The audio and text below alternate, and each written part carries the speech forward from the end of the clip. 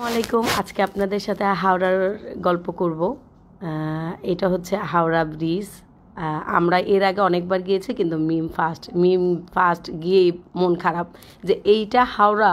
মিম আকিলকে phone দিয়ে বলতেছিল যে এইটা হাওড়া, আর তুই আমাকে আসতে বলছোস। হাওড়ার নদীটাও আমার কাছে ভালো লাগে, হাওড়ার ব্রিজটাও আমার কাছে ভালো লাগে, কিন্তু হাওড়ার আশেপাশের পরিবেশ ভালো লাগে না। আমাদের বাংলাদেশের কি যেন শ্যামবাজারের আলুবাজারের মতো লাগে। আর এই মানে পেয়ারাগুলা এত মিষ্টি ছিল, এত লোভনীয় ছিল, আমার এখন দেখে এখনই খেতে মন চাচ্ছিল। দেখেন মিমি কি করে, ইস কামড়টা দিয়ে রে এখনই আমার খেতে মন চাচ্ছে যে এত মজা ছিল, দেখতে যেমন ছিল তেমনি খেতেও অনেক অনেক মিষ্টি ছিল। তো আমরা পেয়ারা খেতে খেতে হাওড়া থেকে হোটেলে চলে আসছিলাম। তো এই ভিডিওটা হচ্ছে আমাদের আসার পর, আমরা এরপরও আরও অনেক দিন ছিলাম থেকে চলে আসার ভিডিও।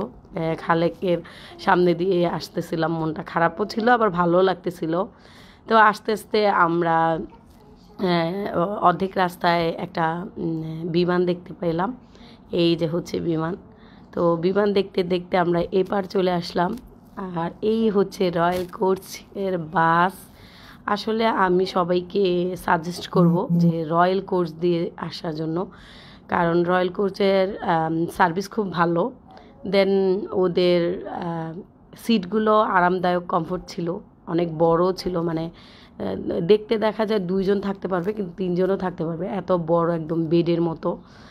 স্লিপার কোচ দিয়ে আসলে রয়্যালই আমার কাছে বেশ। দেখেন এই দাদাটা আমার কাছ মানে আমার দিকে এমনভাবে তাকাইছে যেন শত জনমের চিনা। আর এটা হচ্ছে মিমের চিপসের ব্যাগ, আর এটা হচ্ছে আমার মানে কেকের কাচের জিনিসের ব্যাগ। তারপর আমরা সবসময় যে কাজটা করি, এইবার আসলে আগে রুপিগুলো গুনি যে কত টাকা আসলো।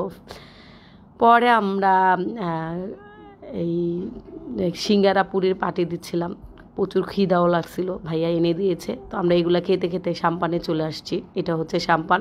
আর এই যে এই ভাইয়ার ফ্যামিলিটা নিয়ে ওরা বাংলাদেশে আসছে, ওরা ইন্ডিয়ান, ওরা বাংলাদেশে বেড়াতে আসছে। তো আমরা ভিতরের দিকে গিয়ে অনেক খাওয়া দাওয়া করছি। বাইরে এত খাওয়া দাওয়া করছি, কুকুরগুলো সুন্দর না? তো এত খাওয়া দাওয়া করছি, গরু, খাসি, তারপরে ভাত, ডাল, খিচুড়ি, দই, মানে কিছু বাদ রাখিনি। যদিও আমি খাবারের ভিডিওগুলো নিইনি, কারণ আমার খাবারের ভিডিও নিতে ভালো লাগে না। খাবো না কি ভিডিও নিব। এই দেখেন বুড়ি কী করে, বুড়ি নাচতেছিল খুশিতে, আর মিম শুয়ে ছিল। কারণ আমরা চলে আসছি প্রায়। এটা হলো পোস্তকলা ব্রিজ, ফ্লাইওভারে। এখানে নিজের দেশে আসলে একটু শান্তি মনে হয় যে না, চলে আসছি, মায়ের কোলেই চলে আসছি। তো এই যে দোলাই পাট দিয়ে গলিতে ঢুকতেছি। আল্লাহ হাফেজ।